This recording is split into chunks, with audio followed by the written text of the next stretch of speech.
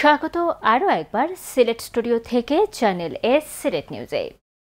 মা চ্যারিটি সংস্থার উদ্যোগে সিলেট নগরীর অসহায় গর্ভবতী মায়েদেরকে বিনামূল্যে চিকিৎসা সেবা ও ওষুধ প্রদান করা হয়েছে। এই চিকিৎসা সেবায় যুক্ত ছিলেন ইংল্যান্ড ও আমেরিকার মেডিকেল সেক্টরে কর্মরত বাংলাদেশি বংশোদ্ভূত তরুণ তরুণীরা। সিলেট থেকে আরও জানাচ্ছেন মইনুদ্দিন মঞ্জু, ক্যামেরায় ছিলেন শামীম হোসেন। 2016 সাল থেকে প্রতি বছর বাংলাদেশে এসে অসহায় গর্ভবতী মায়েদেরকে চিকিৎসা সেবা প্রদান করে আসছে যুক্তরাজ্য ভিত্তিক চ্যারিটি সংস্থা মা। এবারও 25 সদস্যের একটি মেডিকেল টিম সিলেটে এসে চিকিৎসা সেবা দিচ্ছে। এই টিমের বেশিরভাগই বাংলাদেশি বংশোদ্ভূত চিকিৎসক ও মেডিকেল স্টুডেন্ট। এবার সিলেট সিটি এলাকার মায়েদের জন্য কুমারপাড়ার উসমান মিয়া মার্চেন্ট হসপিটালে দিনব্যাপী চিকিৎসা ক্যাম্পের আয়োজন করা হয়। ক্যাম্পে প্রেসক্রিপশনের পাশাপাশি বিনামূল্যে আল্ট্রাসাউন্ড পরীক্ষা সহ মায়েদের যাবতীয় পরীক্ষা নিরীক্ষা ও ওষুধ দেওয়া হয়, যা পেয়ে মায়েদের মুখে ছিল অমলিন হাসি। আমরা তো আর ঠিক আছে, আমরা গরিব মানুষ হিসাবে আমরা লাগে ঠিক আছে, তার আমরা সুচিকিৎসাদের একটু দেখের ওটাই আমরা খুশি আনন্দ। আমরা সবকিছু আমরা বিনামূল্যে পাইতাছি, ওষুধও পাইতাছি, শরীর স্বাস্থ্য ভালো থাকবো, ভালো লাগিয়ে করতেছে, আমরা ভালো ওষুধ দিতেছে, ভালো ডাক্তার দেখছে। ক্যাম্প পরিদর্শনকালে সিলেট সিটি কর্পোরেশনের প্রধান স্বাস্থ্য কর্মকর্তা ডাক্তার জাহিদুল ইসলাম মা চ্যারিটির এই মহতী উদ্যোগের ভূয়সী প্রশংসা করেন। আমি প্রথমে তাদের ধন্যবাদ এবং কৃতজ্ঞতা জানাচ্ছি যে আমাদের দেশের সন্তানরা ইংল্যান্ডে গিয়েও দেশকে ভুলে নাই, দেশের জন্য যে তাদের একটা কিছু করার ইচ্ছা আছে এবং সেই বিষয়টাকে আমরা সাধুবাদ জানাই। মা চ্যারিটির চেয়ারম্যান ডাক্তার আকিল জায়গিদার সহ ক্যাম্পে সেবাদানকারী সকলেই এই ধরনের মানবিক কাজ ভবিষ্যতেও চালিয়ে যাওয়ার প্রত্যাশা ব্যক্ত করেন। So far we have 25 ambassadors with us. They are from the UK, they are from the US, and also we have the Bangladesh MA team. Today alone we have 60 doctors with us providing this care completely for free. And the way we've been approaching it is to say we are going to go in the most rural areas of Bangladesh. We're going to find these mothers, bring them to our clinics, and then provide them with free investigation, free medication, free ultrasounds, free doctor's consultation. Honestly, it feels really rewarding, and I didn't think that I would be able to do this ever in my life. And just seeing mothers talking to the children, playing with the children, and seeing different stations has really opened my eyes about the healthcare in Bangladesh. We've been working at 3 different camps now. This is our 3rd, and it's been devastating to see the state of the mothers, but it's been eye-opening for sure, like she's mentioned. I understand my privilege now. I understand how fortunate and grateful I should be of my system. And I also understand that as somebody who is privileged, I should come back and I should help the people that do need it. Sylhet সিটিতে আয়োজিত এই ক্যাম্পে সব মিলিয়ে 191 জন গর্ভবতী মায়েদের চিকিৎসা সেবা দেওয়া হয়। Moinuddin Manju, channel S news, Sylhet. সিলেটের শিল্পকলা একাডেমিতে মহানগর জামায়াতে ইসলামের উদ্যোগে জুলাই গণ অভ্যুত্থানে শহীদ ও আহতদের স্মরণে আলোচনা সভা ও দোয়া মাহফিল অনুষ্ঠিত হয়েছে।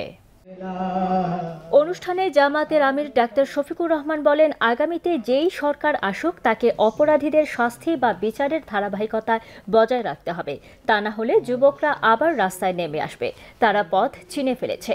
সিলেট মহানগর জামায়াতের আমির মোহাম্মদ ফখরুল ইসলামের সভাপতিত্বে অনুষ্ঠিত সভায় বিশেষ অতিথি ছিলেন দলের সহকারী সেক্রেটারি জেনারেল অ্যাডভোকেট এহসানুল মাহবুব জুবায়ের।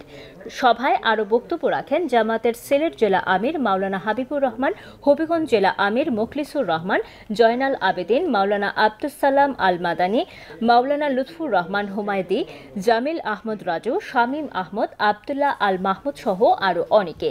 সভা পরিচালনা করেন নগর জামায়াতের সেক্রেটারি শাহজাহান আলী ও নায়েবে আমির নুরুল ইসলাম বাবুল।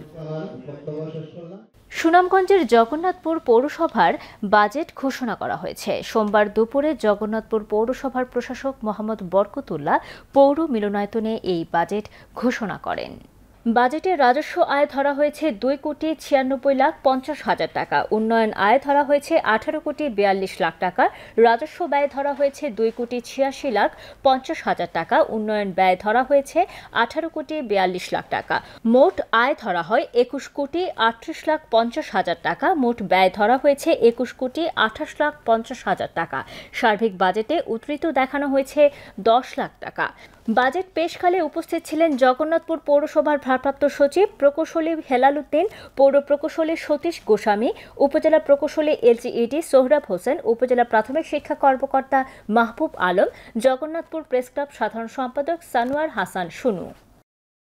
সিলেট নগরের বর্জ্য ব্যবস্থাপনা সংক্রান্ত এক মতবিনিময় সভা নগর ভবনের সভাকক্ষে অনুষ্ঠিত হয়েছে। এতে সভাপতির বক্তব্যে সিলেট সিটি কর্পোরেশনের প্রধান নির্বাহী কর্মকর্তা মোহাম্মদ রেজাই রাফিন সরকার বলেন, সিলেট নগরের বর্জ্য ব্যবস্থাপনা একটি গুরুত্বপূর্ণ বিষয়। বর্জ্য ব্যবস্থাপনায় আরও গতি আনতে সিটি কর্পোরেশন এ বিষয়ে একটি নীতিমালা প্রণয়নের উদ্যোগ নিয়েছে। আমরা এ বিষয়ে সব শ্রেণী পেশার মানুষের মতামত নিচ্ছি। নগরীর প্রত্যেক নাগরিকের এ ব্যাপারে পরামর্শ দেওয়ার সুযোগ থাকবে। সিসিকের প্রধান বর্জ্য ব্যবস্থাপনা কর্মকর্তা লেফটেন্যান্ট কর্নেল অবসরপ্রাপ্ত মোহাম্মদ একলিম আবেদিনের সঞ্চালনায় সভায় স্বাগত বক্তব্য রাখেন সিসিকের সচিব মোহাম্মদ আশিক নূর। সভায় পাওয়ার পয়েন্ট প্রেজেন্টেশনের মাধ্যমে সিলেট নগরের বর্জ্য ব্যবস্থাপনা সংক্রান্ত তথ্য তুলে ধরেন বেসরকারি সংস্থা এসএনভির ক্লাস্টার কোঅর্ডিনেটর রহিমা বেগম। দেশজুড়ে আইন শৃঙ্খলার চরম অবনতি ও রাজনৈতিক উদ্দেশ্য প্রণোদিত অপপ্রচারের বিরুদ্ধে মৌলভীবাজারে বিক্ষোভ মিছিল ও প্রতিবাদ সমাবেশ করেছে বাংলাদেশ জাতীয়তাবাদী যুবদল, স্বেচ্ছাসেবক দল এবং ছাত্রদলের নেতাকর্মীরা।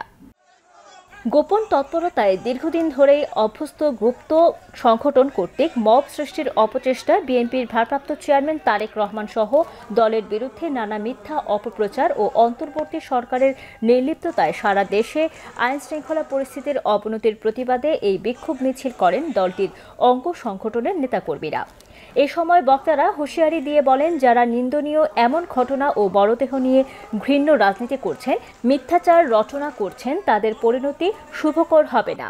বিএনপি ভারত কিংবা পাকিস্তানের তাবেদারির কোনো দল নয়, জাতীয়তাবাদী চেতনায় লালিত দেশপ্রেমিক জনতার প্রাণের সংগঠন।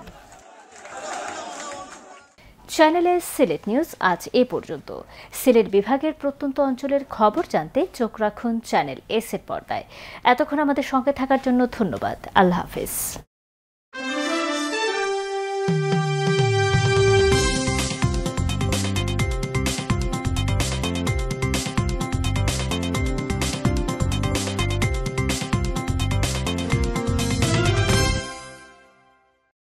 বিদেশেও কাজ নিয়ে ব্যস্ত থাকো, এখানে এসে শুয়ে বসে আছো।